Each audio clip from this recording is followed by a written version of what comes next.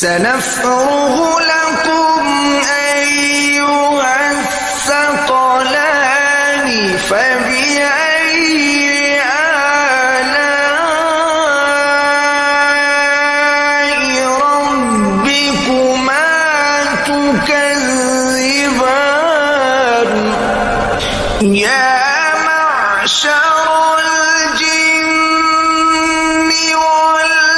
والإنس إن استطعتم